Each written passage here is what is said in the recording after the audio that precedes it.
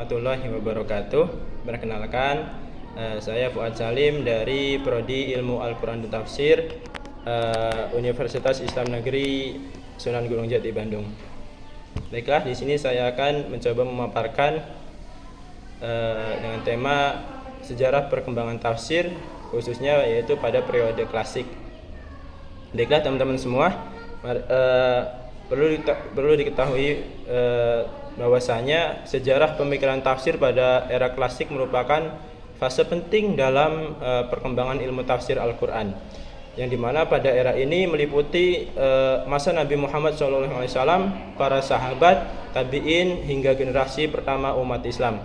Pemikiran tafsir pada periode ini berkembang dari pendekatan tafsir bil ma'sur, yang dimana tafsir bil ma'sur adalah penafsiran yang didasarkan pada periwayatan Nabi Muhammad SAW dan para sahabat, yang menjadi pendekatan yang lebih beragam, termasuk tafsir bil ra'yi yang melibatkan analisis dan penalaran.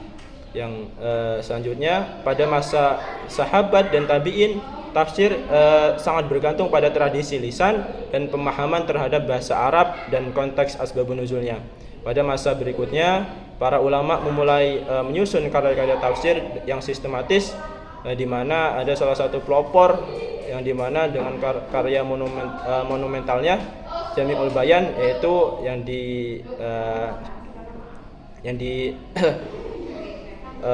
pelopori oleh Ibnu Jarir At-Tabari. Yang selanjutnya yaitu perkembangan pemikiran tafsir terus meluas dengan munculnya pendekatan linguistik, rasional, filosofis dan sofistik pada abad-abad berikutnya. Periode klasik menjadi dasar fundamental yang tidak bisa ditinggalkan bagi perkembangan metodologi tafsir pada masa-masa berikutnya, yang dimana memberikan kontribusi yang sangat besar dalam membangun disiplin ilmu tafsir yang komprehensif. Penelusuran sejarah ini menunjukkan bagaimana tafsir berevolusi dari era tradisional atau klasik yang menekankan pada otoritas sejarah kepada era yang merangkul pendekatan intelektual dan filosofis untuk memahami Al-Quran.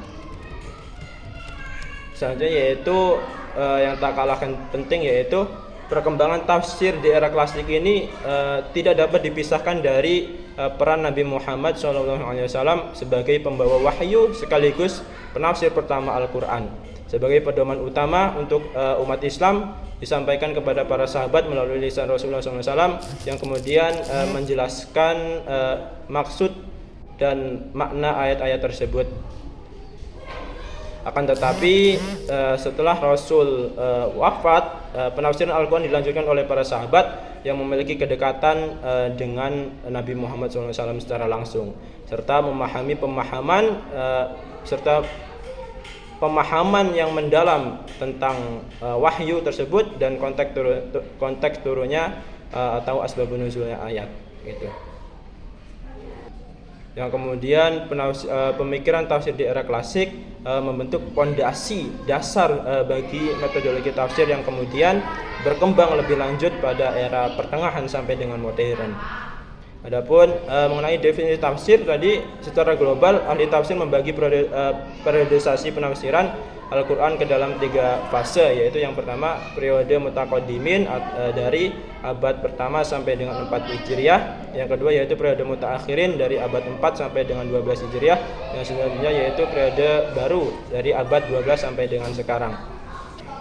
Adapun di masa klasik ini Al-Quran sudah memulai tidak hanya bersumber kepada riwayat-riwayat saja, akan tetapi sudah bertambah lebih banyak dengan pendapat-pendapat orang dan cerita-cerita Israiliyat, di mana penukilan riwayat-riwayat mereka tidak lagi menggunakan sanad, sehingga bercampurlah antara tafsiran yang benar dan yang salah, yang mengakibatkan adanya pemalsuan di dalam tafsir gitu. Dan juga banyak mufasir yang menerima pendapat-pendapat orang dan cerita-cerita Israiliyat dan memasukkannya ke dalam tafsir-tafsir mereka tanpa disaring mana yang benar dan mana yang salah, sehingga orang-orang membacanya mengira semua itu kuat dan benar dan mau menerima seluruhnya. Kemudian karakteristik periode tafsir yang dimana jika ditinjau dari sumber penafsiran, pada periode klasik ini terdapat dua sumber penafsiran. Yang pertama yaitu yang digunakan oleh mufassir. Yang pertama yaitu ada tafsir bil maksur, yang dimana tafsir bil maksur adalah tafsir yang mendasarkan pada kutipan-kutipan yang sahih, yaitu menafsirkan Al-Quran dengan Al-Quran, menafsirkan Al-Quran dengan hadis, yang dimana karena hadis ini berfungsi sebagai penjelas Al-Quran. Nah, selanjutnya yaitu menafsirkan Al-Quran dengan pendapat sahabat, yang dimana pendapat sahabat ini adalah karena sahabat adalah mereka yang paling memahami Al-Quran dan menyaksikan turunnya wahyu.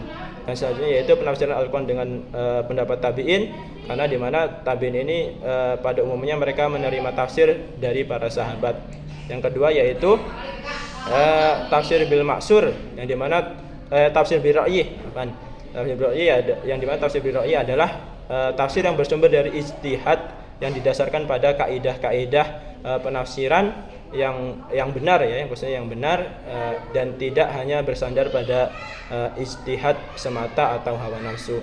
Dalam hal ini As-Suyuti memaparkan dalam kitabnya Al-Itqan bahwasanya seseorang diperbolehkan menafsirkan Al-Quran jika memenuhi syarat-syarat tertentu, yaitu yang pertama memahami bahasa Arab dan kaidah-kaidahnya, usul fikih, asbabun nuzul, nasi mansuh, qiraat, dan mempunyai keahlian serta mengetahui kaidah-kaidah yang diperlukan untuk menafsirkan Al-Quran.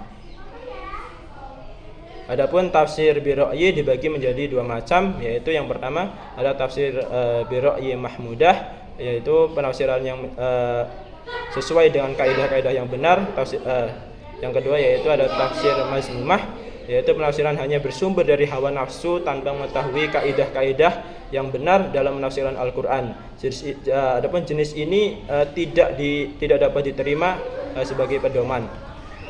Jika kita melihat dari karakteristik selanjutnya, yaitu ditinjau dari segi metode, yang dimana mayoritas tafsir yang berkembang pada periode klasik ini menggunakan metode tahlili, yang dimana metode tahlili adalah metode penafsiran dengan menjelaskan uraian ayat demi ayat, surat demi surat, sesuai dengan tata urutan mushaf Utsmani dengan menjelaskan yang cukup terperinci.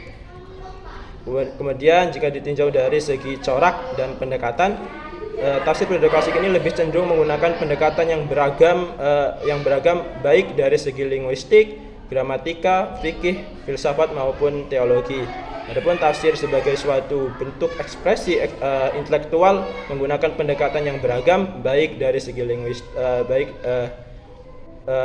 tafsir sebagai suatu bentuk ekspresi intelektual mufassir dalam menjelaskan pengertian ajaran Al-Quran sesuai dengan kemampuan manusia atau biqadri taqatil bashar ya, itu akan menggambarkan minat dan harisan pengetahuan mufassir, di mana pada periode ini muncul berbagai macam corak penafsiran sehingga seiring dengan perkembangan disiplin keilmuan yang ada.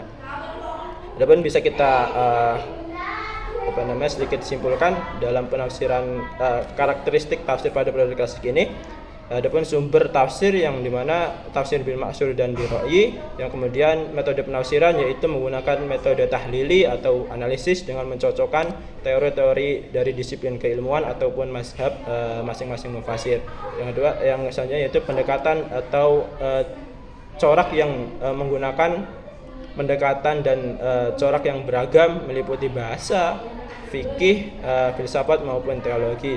Yang selanjutnya yaitu validitas penafsiran dan tujuan penafsiran dari periode klasik ini, yaitu atomistik atau parsial ya, yang dimana pemaksaan gagasan non Qurani ya, dan subjektif, penafsiran untuk kepentingan dukungan terhadap mazhab tertentu ataupun kelompok tertentu, politik maupun untuk mendukung ilmu yang ditekuni mufassir. Posisi penafsir sebagai subjektif dan teks sebagai objektif. Mungkin cukup yang bisa kami sampaikan. Apabila ada kesalahan mohon diluruskan kembali untuk kebenarannya. ahli wal muwaffiq ila aqwamit thoriq. Wassalamualaikum warahmatullahi wabarakatuh. Terima kasih, syukran jazakallahu khair.